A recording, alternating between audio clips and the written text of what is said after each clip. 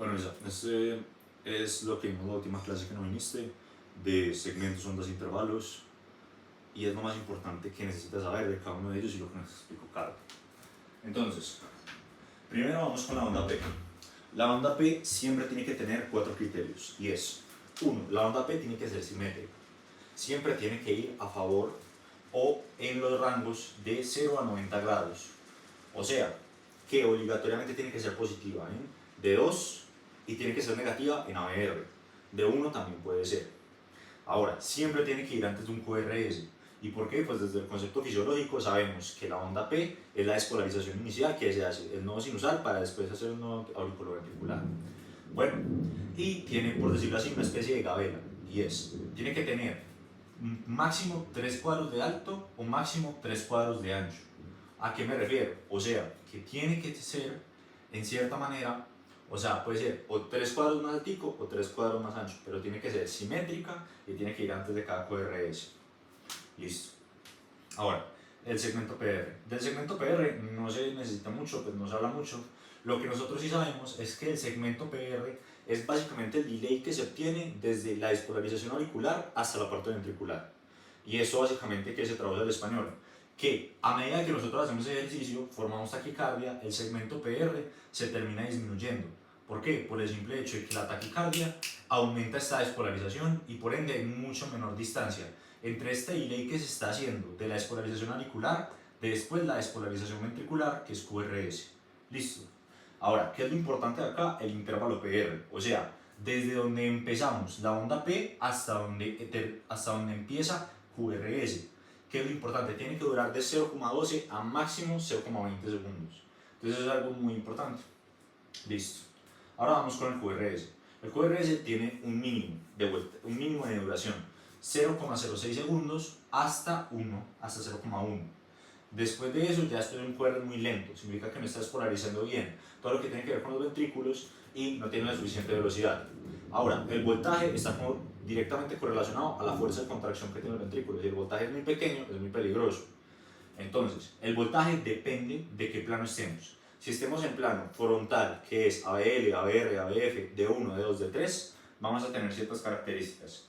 Pues primero que se va a tomar como el principal el segmento R. O sea, que si a mí me están diciendo, yo tengo un segmento QRS positivo en D2, se me están refiriendo a que la R, que es la que más genera la despolarización, puesto que es la despolarización de los ventrículos, de los miocitos ventriculares, es la mayor. Entonces, como esta es la mayor, siempre tenemos que tener en cuenta que en el criterio frontal vamos a tener de 0 a 90 grados la despolarización de la parte principal, y septal y final va a ser de 79 a 179, de menos 79 a 179. ¿Qué es lo importante de esto? Que en el frontal vamos a tener criterios mínimos y máximos de voltaje. ¿A qué me refiero? Que desde la parte más baja, que sea QS o R, hasta la parte más alta de toda la onda QRS, tiene que durar mínimo 5 cuadritos, pues tiene que tener 5 cuadritos de vertical, mínimo, y máximo 25. ¿Listo? En la horizontal es diferente, se obtienen 10 cuadritos mínimo y 30 cuadritos máximo. ¿Y por qué en la horizontal se obtienen más cuadritos? Porque están más cercanos a la parte de donde está el ventrículo izquierdo, ¿cierto? Listo. Ahora, en general, ¿cuáles son criterios que siempre tenemos que tener en cuenta para el QRS frontal? Y es que el D1 tiende a ser positivo, D2 tiende a ser positivo, D3 positivo o negativo, ABL positivo o negativo, ABR, muy importante, siempre es negativo, si es normal, ABF positivo o negativo. Estamos hablando, acuérdate, de solo el segmento R, porque lo que ya nos explicó Carlos la última vez, ABL y D3 puede ser positivo septal, negativo septal, positivo final, principal, así sucesivamente, tiene como 8 posibilidades. Ahora, en el plano horizontal las cosas cambian un poquito. En el plano horizontal vamos a tener predominancias de los segmentos R, o sea, en B1 y en B2 vamos a tener una predominancia donde el segmento R va a ser más negativo. En B3 y en B4 tiende a ser más equifásico. Y finalmente, en B5 y B6 tiende a ser más positivo. Aquí ya lo vemos. ¿Por qué? Porque en la parte horizontal, el rango por el cual se está haciendo la despolarización principal es entre los 0 y los 45 grados. ¿Y esto por qué es importante? Porque sabemos cuál es algo lo que esperamos al momento de poner el electrocardiograma. Ahora, ¿qué es lo importante? Si por ejemplo en B3 y en B4 estamos viendo fases equifásicas, pero si en estas fases equifásicas se empiezan a tornar o a formar algo similar a un B5 o B6, o sea que la onda Q se vuelve más positiva que negativa, se vuelve una rotación a favor de las manecillas del reloj. ¿Y a qué se refiere esto? Básicamente que el corazón está girando o se está despolarizando en una manera la cual no debería. Y lo mismo de la otra manera. Si nosotros tenemos B5 y B6 que tienden a ser con una Q positiva y se vuelven más equifásicas, lo vamos a llamar una despolarización en contra de las manecillas del reloj o un movimiento transicional en contra de las manecillas del reloj. Lo mismo con de B3 a B4, si B1 y B2 obtienen una forma de B3-B4, se vuelve en contra de las manecillas del reloj. Y en esta parte, si tenemos B1 y B2 y se transforma de B3 a B4, se vuelve un movimiento. Si B3 y B4 se transforman en B1 y B2, se vuelve en movimientos a favor de las manecillas del reloj. Entonces, eso es un poquito enredadito, pero básicamente es así. La despolarización tiene sus tendencias. B1 y B2 tiende a ser negativa, B3, B4 equifásica y B5, B6 tiende a ser positiva. Listo. Ahora en el segmento ST tiene muy poca posibilidad de trastornarse, o básicamente de variaciones. Y es el segmento ST puede ser o un poquito para arriba o un poquito para abajo, ¿cierto? Dependiendo de cada uno de ellos. Pero hay unas excepciones donde se le da, por decirlo así, más gavera, y es en B2 y en B3 puede ser o dos cuadritos más para arriba o dos cuadritos más para abajo. ¿A qué se refiere? A que en dos cuadritos más para arriba para los hombres, 1.5 cuadritos más para abajo para las mujeres. O pues para arriba o para abajo de hombres y mujeres, independiente pues, del género. Pero básicamente el segmento ST es esta parte y da esa gabela en B2 y en B3, nada más. Ahora, la onda T, como nosotros sabemos, siempre está casada con la QRS.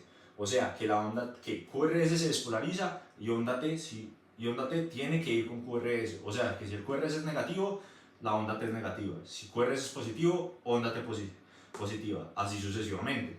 ¿Listo? La onda T no hay ningún problema con que sea simétrica. De hecho, esa es la opción. La idea es que sea simétrica la onda T.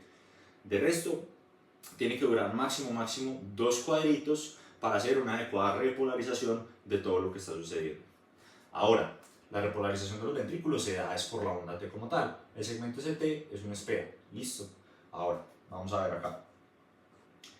Lo más importante ya al final es el intervalo QT. El intervalo QT se toma desde que termina el QRS hasta que me termina la onda T. Para hacer el intervalo QT cambia drásticamente de un electrocardiograma a otro, o básicamente de todo un censo de un electrocardiograma a otro. O sea, por ejemplo, tengo acá uno, el QRS cambia acá, cambia aquí, etcétera, etcétera. Entonces, ¿qué nosotros vamos a hacer? Una fórmula para calcular el QT corregido. Entonces, para calcular el adecuado intervalo QT corregido, tomamos desde que termina la onda S acá y contamos los cuadritos que tenemos hasta la onda T. De ahí lo multiplicamos por 0.04 y después lo dividimos por la raíz cuadrada de la resta de RR. O sea, de la onda QRS tomamos el R y el R anterior y empezamos a contar los cuadros. Hacemos la resta y ya después de eso obtenemos el RR multiplicado por 0.04 y le sacamos raíz a eso. Dividimos el total y nos tiene que dar un rango entre estos. Entonces, si el paciente es hombre, tiene que ser de 0.32 a 0.44 milisegundos. Y si es mujer, tiene que ser de 0.34 a 0.46 milisegundos. Entonces, básicamente, esto fue un súper resumen de todo lo que fue la clase de ondas, intervalos y segmentos. También va mucho con todo lo que tiene que ver con el ritmo, pero frecuencia, pues ya me imagino que lo sabes calcular. Espero te sirva.